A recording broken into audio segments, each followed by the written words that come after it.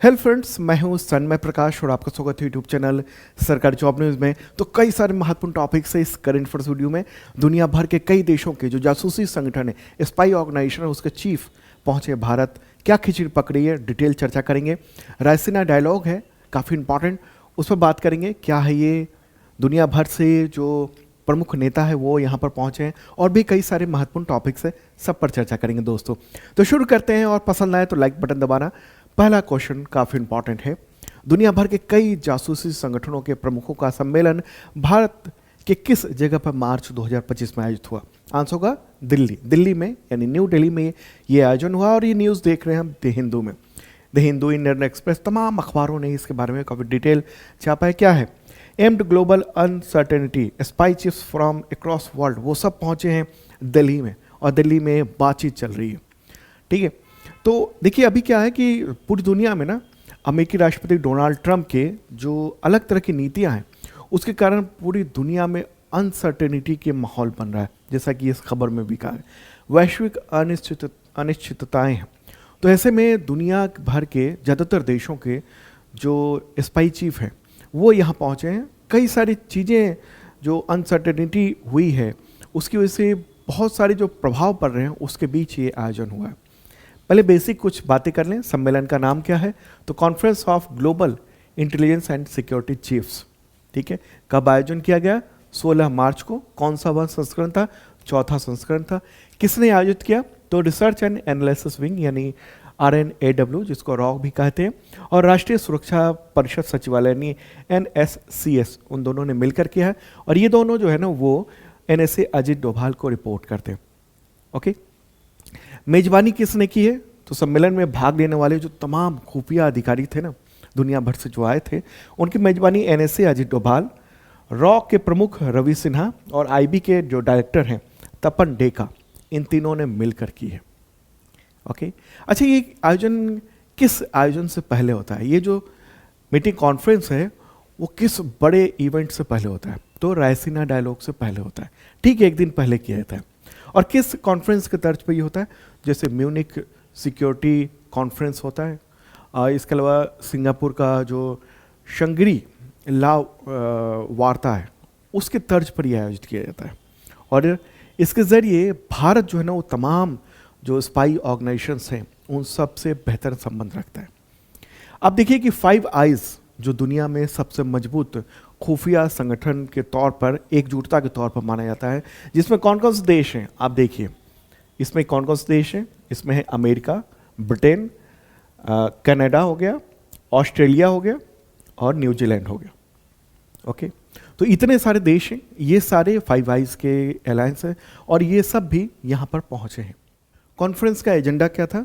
तो आतंकवाद निरोध, यानी काउंटर टेररिज्म, हिंद प्रशांत सहयोग, यानी इंडो पैसिफिक कॉपरेशन, जो कि चीन को देखते हुए है, वैश्विक चुनौतियां जो आ रही हैं अभी, यानी ग्लोबल चैलेंजेस जो हैं इस वक्त, वैश्विक सुरक्षा और खुफिया जानकारी साझा करने की व्यवस्था। भारत ये चाहता है कि ग्लोबल सिक्योरिटी हो और इंटर शेयरिंग मैकेनिज्म बने। भारत के जो खुफिया एजेंसी है, जैसे रॉ, ये काम कर रही है ऑलरेडी। आवर्जन और प्रत्यर्पण, यानी इमिग्रेशन एंड एक्सट्रेडिशन, ये जो अवैध रूप से लोग जो दूसरे देशों में पहुंच रहे हैं तो वो रुके कैसे, और वहाँ से भेजा कैसे जाए लोगों को। अंतर्राष्ट्रीय अपराध, मादक पदार्थ और आतंकवाद का वित्त पोषण, यानी ट्रांजिशनल जो क्राइम्स हैं, ठीक है, नारकोटिक्स है, टेरर फंडिंग है, इस सब पर कैसे रोक लगे। ओके, तो ये एक महत्वपूर्ण बात है। और अंतर्राष्ट्रीय अपराधों पर जो आतंकवाद निरोध है, खुफिया जानकारी कैसे शेयर किया जाए, ये भारत के प्रमुख मुद्दे इसमें शामिल थे। किन देशों की जासूसी संगठनों के चीफ शामिल हुए? तो द हिंदू ने ये कहा है आधिकारिक सूत्रों के अनुसार। देखिए, इसका कोई फोटोग्राफ जारी नहीं किया गया है कि ये मीटिंग हो रही है, क्योंकि ये खुफिया जो ऑर्गेनाइजेशंस हैं, यानी जो स्पाई ऑर्गेनाइजेशन है, जासूसी ऑर्गेनाइजेशंस हैं, उन सब के चीफ पहुंचे थे। जैसे अमेरिका का जो CIA है, उसके भी चीफ पहुंचे थे। तो द हिंदू के द्वारा जो आधिकारिक रूप से बताया गया सूत्रों के अनुसार ये कॉन्फ्रेंस में 28 से अधिक लोग शामिल हुए थे, और 20 देशों के जासूसी संस्थाओं के चीफ और अन्य जो अधिकारी थे वो थे। और इनमें सबसे प्रमुख क्या था? 5 आइज़ के देश, जिसमें Australia, Canada, New Zealand, United kingdom, America, ये सब शामिल थे। अमेरिकी जो खुफिया निदेशक हैं, डायरेक्टर हैं, कौन है, तुलसी गबार्ड, वो पहुंचे थी खुद। उनके अंडर में अमेरिका के जितने भी खुफिया CIA सहित 17-18 जो खुफिया संगठन है, जांच संगठन है, इनके अंडर में ब्रिटेन के जो राष्ट्रीय सुरक्षा सलाहकार हैं जोनाथन पावेल, काफ़ी चर्चित व्यक्ति हैं, ये पहुंचे थे। न्यूजीलैंड के खुफिया प्रमुख एंड्रयू हैम्पटन, ये भी पहुंचे थे। ठीक है, कनाडा के जासूसी प्रमुख डेनियल रोजर्स, वो भी कॉन्फ्रेंस में शामिल हुए थे। और ये यात्रा ऐसे समय में हुई है जब हरदीप सिंह निज्जर हत्या के मामले को लेकर इंडिया और कनाडा के बीच में काफ़ी संबंधों में गिरावट देखने को मिली है। और वहाँ जब नए प्राइम मिनिस्टर बने हैं ना, तो मार्क कार्नी, तो उसके बाद से भारत और कनाडा दोनों चाहते हैं कि संबंध और बेहतर हो। तो वहाँ के जो वहाँ के जो खुफिया यानी जो ऑर्गेनाइजेशन है जासूसी, उसके चीफ यहाँ पहुँचे, तो बात बहुत महत्वपूर्ण है। और भी कई देशों के लोग यहाँ पहुँचे। तो इन सब का दिल्ली में एकत्रित होना, एकजुट होना, ये दिखाता है कि भारत का अपने साझेदारों के साथ सुरक्षा और खुफिया सहयोग जो है, वो संबंध जो है वो घनिष्ठ हो रहा है। ठीक है, तो ये एक महत्वपूर्ण ये चीज़ थी। इसके बारे में क्या डिसीजन हुए हैं, क्या क्या बातचीत हुई है, ये सब कुछ भी बाहर नहीं आया, क्योंकि ये खुद ही खुफिया मामला है। ठीक है, अब सब जासूसी ऑर्गेनाइजेशन के ही चीफ हैं, तो उनकी बात बाहर नहीं आई। अच्छा, पहली बार ये इस तरह का आयोजन कब हुआ था? तो ये पहली बार अप्रैल 2022 में आयोजित किया गया था। ठीक है, और यहाँ पर आप देखिए कि अमेरिका की जो पहली हिंदू सांसद रही है तुलसी गबार्ड, वो भारत पहुँची है। ओके, उनको धर्म को लेकर अक्सर ये मान लिया जाता है कि वो भारतीय मूल की हैं, लेकिन ऐसा नहीं है। उनके पिता माइक गबार्ड ईसाई थे और माँ कैरोल गबार्ड, उन्होंने क्या किया था, हिंदू धर्म अपना लिया था। ठीक है, और 22 साल की उम्र में इन्होंने, तुलसी गबार्ड ने जो है वो पॉलिटिक्स शुरू की थी, और आज बड़े पैमाने पर आज CIA जो दुनिया की सबसे मजबूत जासूसी संस्था मानी जाती है, उन समेत 18 सीक्रेट एजेंसियों की ये चीफ हैं। इन्होंने प्राइम मिनिस्टर नरेंद्र मोदी से भी मुलाकात की, और प्राइम मिनिस्टर नरेंद्र मोदी ने इनको गिफ्ट के तौर पर महाकुंभ का गंगा जल भी दिया। ठीक है, तो ये एक बहुत ही महत्वपूर्ण ये चीज़ है।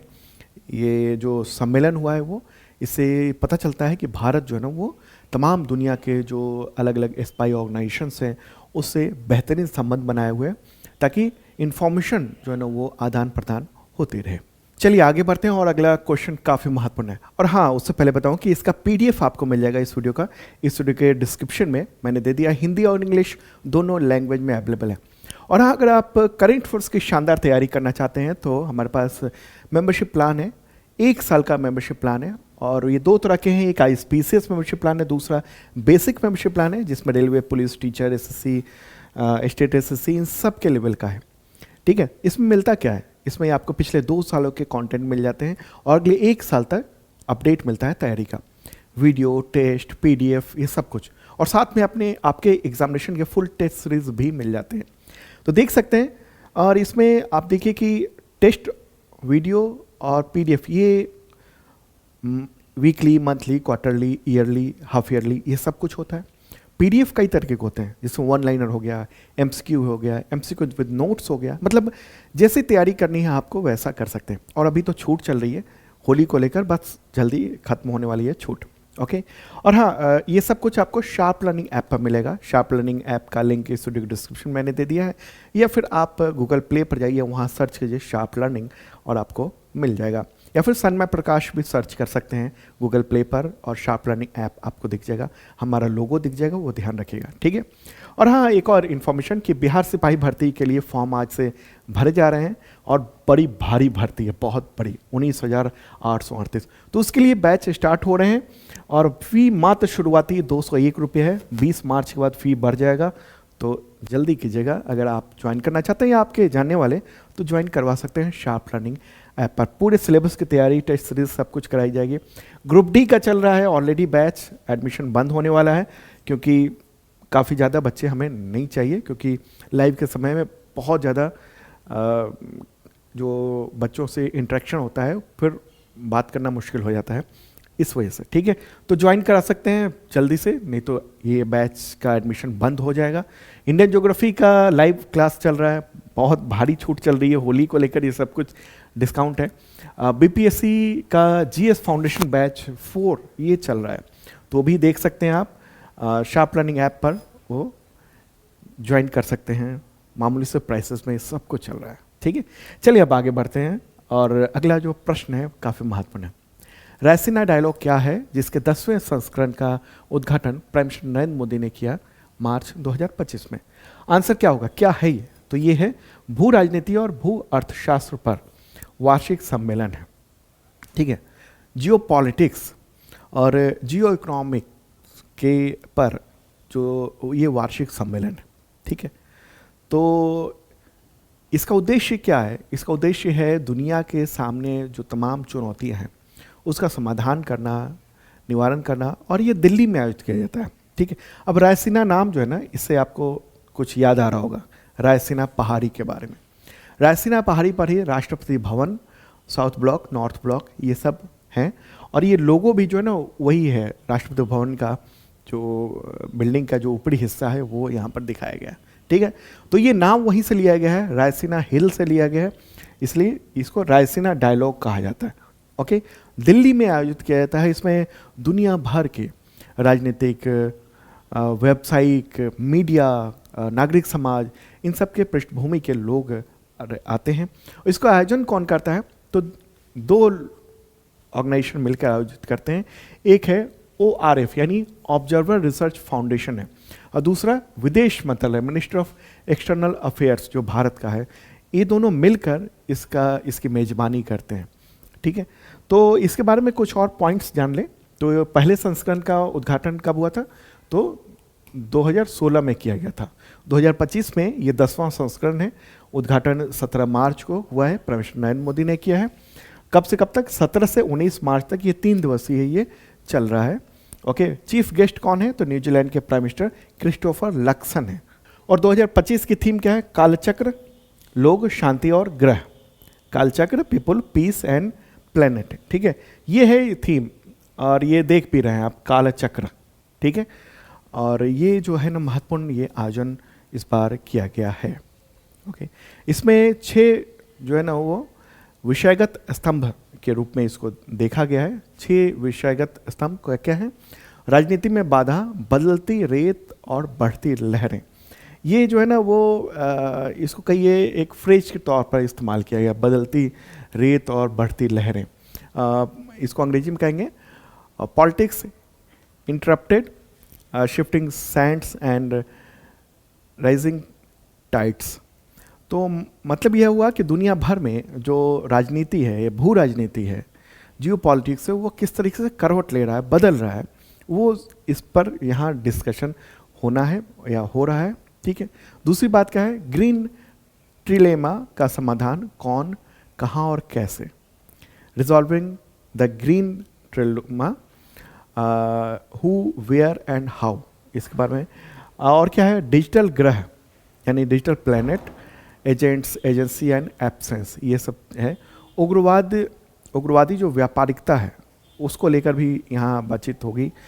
इसके में जो ट्रेड है, सप्लाई चेन है, इसके अलावा एक्सटर्नल रेट, ये सब चीज़ें हैं जो बदलाव हो रहे हैं, तो वो सब चीज़ों पर चर्चा हो रही है। यहाँ एक और फ्रेज टाइप का कर दिया गया, टाइगर की कहानी। ठीक है, यानी द टाइगर्स टेल, ये है। ये एक मतलब नई योजना के साथ जो विकास हो रहा है, वो जो चीज़ें हो रही हैं, तो उन सब के बारे में यहाँ चर्चा हो रही है। और क्या है? और है शांति में निवेश, चालक, संस्थान और नेतृत्व, यानी जो शांति में जो देश जो है भूमिका निभा रहे हैं, तो वो किस तरह से ड्राइव कर रहे हैं। ठीक है, उनकी भूमिका क्या है, कौन कौन संस्थान है, नेतृत्व क्या है, ये सब चीज़ों को, ये जो है ना टोटल ये 6 पिलर्स हैं, इसी पर ये आयोजन किया गया है। चलिए इसके बारे में और डिटेल बात करेंगे एक और प्रश्न के साथ। रायसीना डायलॉग सम्मेलन 2025 के मुख्य अतिथि के रूप में किसने हिस्सा लिया? आंसर क्या होगा? क्रिस्टोफर लक्सन, मैंने पहले ही बताया था आपको। ओके, कौन है ये? न्यूजीलैंड के प्राइम मिनिस्टर हैं। ओके, तो फोटोग्राफ ये रहा, ये यहाँ पर आए थे और इस साथ में फोटोग्राफ भी देख रहे हैं भारतीय प्रधानमंत्री के साथ, ये लक्सन है। ठीक है, न्यूजीलैंड के प्राइम मिनिस्टर।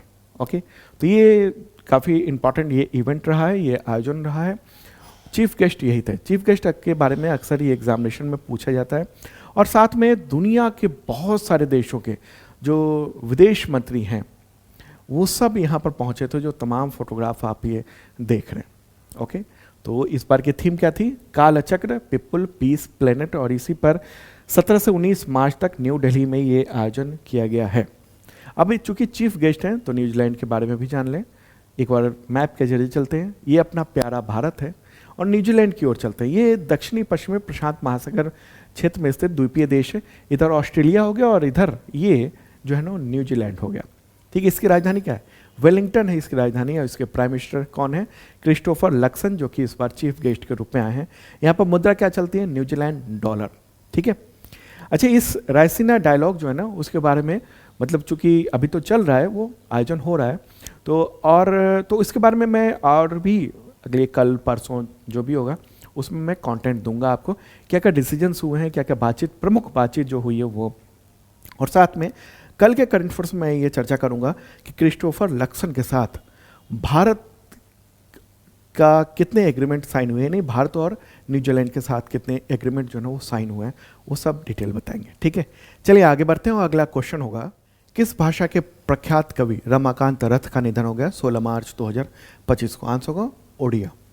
ठीक है, ओडिया भाषा के रमाकांत, उनका निधन हुआ 16 मार्च 2025 को भुवनेश्वर में उनके घर पर। 90 ईयर के थे, पूर्व नौकरशाह हैं। और उड़ीसा के जो मुख्यमंत्री हैं मोहन चरण मांझी, उन्होंने घोषणा की है कि राजकीय सम्मान के साथ उनका अंतिम संस्कार किया जाएगा। उनकी काफ़ी चर्चित जो कविताएं हैं उनका संग्रह ये कुछ देख रहे हैं आप, जैसे केते दिनारा, अनेका कोठरी, संदिग्धा, मृगया, सप्तमा ऋतु, सचित्रा, अंधारा, श्री राधा, श्रेष्ठ कविता, ये सब महत्वपूर्ण है। कई सारे उनको सम्मान मिल चुके थे, जैसे 1977 में साहित्य अकादमी पुरस्कार मिला था, 1984 में सरला पुरस्कार मिला था, 1990 में उनको बिशुवा सम्मान मिला था, 2009 में साहित्य अकादमी फेलोशिप मिला था, 2006 में इनको पद्म भूषण अवार्ड भी मिल चुका है। तो काफ़ी प्रमुख व्यक्ति ये रहे हैं। ठीक है, रमाकांत रथ। आगे बढ़ते हैं और अगला प्रश्न लेंगे। और हाँ, जिन लोगों ने अब तक इस चैनल को सब्सक्राइब नहीं किया है उनसे अपील है ज़रूर कर लें, ताकि आपको रेगुलर जो अपडेट है वो मिले। और नोटिफिकेशन में ऑल का बटन जरूर दबाना आप। ठीक है, सब्सक्राइब करते ही नोटिफिकेशन का बटन तो दब जाता है, लेकिन वहाँ जाकर अगर आप ऑल करेंगे तो सारे नोटिफिकेशन वीडियोस के आपको मिलेंगे। ठीक है, और लाइक तो आपने कर ही दिया होगा इस वीडियो को, मुझे उम्मीद है। तो अगला क्वेश्चन होगा, भारत के किस एयरपोर्ट को एशिया प्रशांत क्षेत्र यानी एशिया पैसिफिक क्षेत्र में उसका सर्वश्रेष्ठ एयरपोर्ट चुना गया? आंसर होगा इंदिरा गांधी इंटरनेशनल एयरपोर्ट। ठीक है, क्या है? इंदिरा गांधी इंटरनेशनल एयरपोर्ट यानी IGI एयरपोर्ट। ओके, तो ये न्यूज़ भी आप देख रहे हैं, उसको चुना गया है। 7वीं बार ये एशिया प्रशांत क्षेत्र का सर्वश्रेष्ठ एयरपोर्ट चुना गया है। ठीक है, तो ये एक महत्वपूर्ण बात रही। अच्छा, इस हवाई अड्डे पर 2024 में एशिया प्रशांत क्षेत्र में, मतलब इस एयरपोर्ट पर 40 मिलियन से अधिक यात्री यहाँ पर आए थे। ओके, तो ये महत्वपूर्ण बात रही। चलिए आगे बढ़ते। अच्छा, किसने ये जारी किया है ये आंकड़ा? तो एयरपोर्ट काउंसिल इंटरनेशनल, उसके द्वारा ये जो है ना वो दिया जाता है, ये बताया जाता है कौन सा बेस्ट एयरपोर्ट है। आगे बढ़ते हैं। अगला क्वेश्चन, वुमेन्स प्रीमियर लीग यानी WPL 2025 खिताब किस टीम ने जीता? आंसर होगा मुंबई इंडियंस ने। ठीक है, मुंबई इंडियंस ने 3 साल में दूसरी बार WPL का खिताब जीता है। तो मुंबई इंडियंस ने 15 मार्च को दिल्ली कैपिटल को 8 रन से हराकर ये खिताब जीत लिया है। ओके, शानदार बात ये रही। कुछ पॉइंट्स मैं यहाँ पर दे देना चाहता हूँ जो अक्सर एग्जामिनेशन में पूछे जाते हैं। जैसे प्लेयर ऑफ द मैच यानी फाइनल मैच का किसको मिला अवार्ड? तो Harmanpreet Kaur, Mumbai Indians. Okay, player of the tournament, पूरे टूर्नामेंट का, ये नेटली साइवर ब्रंट, ये मुंबई इंडियंस की है। ऑरेंज कैप किसको मिला? तो साइवर ब्रंट को मिला, मुंबई इंडियंस। पर्पल कैप किसको मिला? तो अमेलिया केर को मिला है, मुंबई इंडियंस से। ठीक है, तो ये कुछ महत्वपूर्ण पॉइंट्स थे। चलिए आगे बढ़ते हैं और अगला क्वेश्चन लेते हैं। पूर्व क्रिकेटर और ऑलराउंडर सैयद आबिद अली का निधन हो गया, तो किस देश के लिए खेलते थे? आंसर होगा भारत के लिए खेलते थे वो। 12 मार्च को उनका निधन हुआ, 12 मार्च 2025 को। 83 ईयर के थे और मीडियम पेस बॉलर थे वो, ठीक है। उन्होंने भारत के लिए 29 टेस्ट मैच खेले थे, 1018 रन बनाए थे, 47 विकेट लिए थे। ओके, शुरुआत अपने करियर की 1967-68 में की थी, ठीक है। चलिए आगे बढ़ते हैं। अगला क्वेश्चन, टाटा कम्युनिकेशंस के चेयरमैन, उसका चेयरमैन किससे नियुक्त किया गया है? आंसर होगा एन गणपति सुब्रमण्यम, ठीक है। तो ये अभी हाल ही में उसके बोर्ड ऑफ डायरेक्टर ने इनको नियुक्त करने की घोषणा की है, ठीक है। इससे पहले वो लगातार मतलब टीसीएस से जुड़े हुए थे, तो अब पूरे टाटा कम्युनिकेशन का इनको हेड बना दिया गया, ठीक है। अच्छा, आप बताएंगे टाटा सन्स के चेयरपर्सन कौन है? कमेंट बॉक्स में ज़रा बताइए। एक सवाल आपसे, क्या है सवाल? टाटा सन्स के चेयरपर्सन कौन है? देखते हैं कितने लोग बता पाते हैं। मैंने कई बार बताया है करंट अफेयर्स वीडियोज़ में। अगला क्वेश्चन लेते हैं, विश्व उपभोक्ता अधिकार दिवस कब मनाया जाता है? तो वह है 15 मार्च। और इस बार की थीम क्या है? थीम है न्याय संगत परिवर्तन के लिए सतत जीवन शैली। ये है इस बार की थीम 2025 की। विश्व उपभोक्ता अधिकार दिवस है, पहली बार 1983 में मनाया गया था। और ये उपभोक्ताओं का जो अधिकार है, उपभोक्ताओं को इसके बारे में बताने के लिए दिवस है, जागरूक बनाने के लिए दिवस है।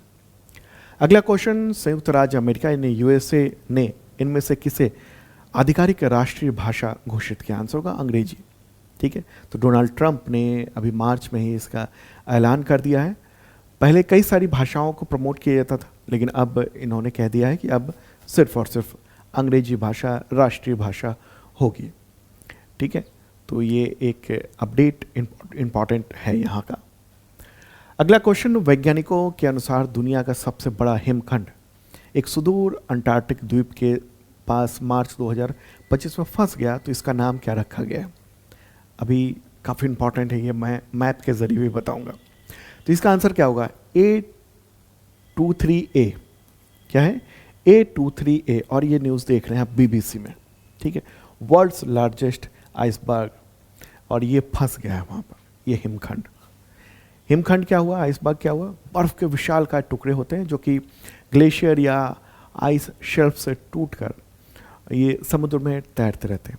और ये अंटार्कटिका का है, ठीक है। अंटार्कटिका से निकला है और साउथ जॉर्जिया के पास यहाँ अटका हुआ है, ठीक है। तो इसमें जीवन भी है, इसमें इतना बड़ा है, इसमें पेंगुइन है, तो उनके लिए भी संकट बताया जा रहा है। एक्चुअल में ये है कहाँ पर, ये मैं आपको दिखा देना चाहता हूँ। मैप के जरिए चलते हैं। ये रहा अपना प्यारा भारत, और अब कहाँ चलेंगे? अंटार्कटिका। ये है अंटार्कटिका, ठीक है। तो भारत से इधर दक्षिण की ओर, लेकिन इधर से अगर हम उत्तर की ओर जाएंगे तो ये दक्षिणी अमेरिका महादेश होता है इस तरफ, ठीक है। तो इसको टर्न करते हैं, ओके। इधर दक्षिणी अमेरिका महादेश है, और इधर ही इसी के पास ये है साउथ जॉर्जिया जो आइलैंड है वो। और ये ब्रिटेन के यानी यूनाइटेड किंगडम के अंडर में ये द्वीप है यहाँ पर। और इसी द्वीप के पास इस जगह पर ये आइसबर्ग यहाँ अटका हुआ है, बहुत बड़ा। क्या नाम है इसका आइसबर्ग का, हिमखंड का? A23A। और ये ग्रेटर लंदन के आकार से दोगुना है। इसका वजन लगभग 1 ट्रिलियन टन ये बताया जा रहा है। और ये 2020 से ही अंटार्कटिका से ये बह रहा था। एक बार ले चलते हैं ये, हाँ यहाँ से देखिए, ये अंटार्कटिका से ही बह रहा था और इधर बहते बहते यहाँ पर अब अभी मार्च 2025 में इस जगह पर फंस गया है, यहाँ पर आ गया है और धीरे धीरे ये गल भी रहा है। और ये आशंका ये है कि ये किसी जहाज या द्वीप से टकरा सकता है या फिर उसके उथले पानी में फंस सकता है। ये भी एक समस्या बनी हुई है, ठीक है। लेकिन हालांकि जो वैज्ञानिक हैं या फिर जो और भी जो विशेषज्ञ हैं उनका कहना है कि इस जहाज को बहुत ज़्यादा खतरा नहीं हुआ, क्योंकि ऑलरेडी ये दिख रहा है यहाँ पर। और आज के समय में बहुत सारी ऐसी तकनीक है जो पता चल जाता है सोनार के ज़रिए कि सामने या दूर कौन सा आइसबर्ग है।